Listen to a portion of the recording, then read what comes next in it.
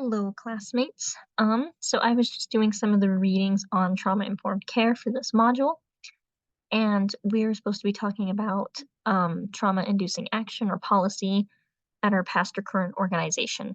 And this was something that I actually noticed not too long ago was somebody came in for therapy and took in our intake packet. And as we know, the intake packet is really intense. It's extensive and it goes over a lot of things that are trauma-inducing or may remind people of their past experiences. And this person apologized because they turned in theirs late, because they kept getting triggered by the questions that were on the intake packet. And um, it just made me kind of reflect that that person didn't really have a lot of supports at the time. They weren't really in our office for mental health or anything like that. And it made me think about when I was doing therapy at the shelter, and their difference when I filled out my intake packet. They were with me because they went over all the trauma that had happened and kind of walked me through the situation. So it was definitely kind of a night and day thing to think about as I read some of the documents.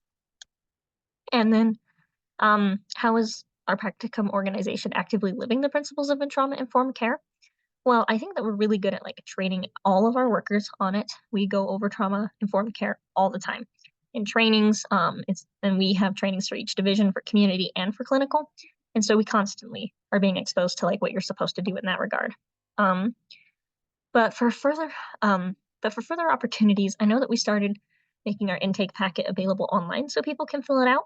But I think it would also be good to have links there that can like reference people over to mindfulness activities or like breathing exercises to help bring them back in the moment and reduce the trauma that is initially spiked when they're filling out intake packet. And so that was kind of like my thoughts on it. And so thank you so much for watching. Bye.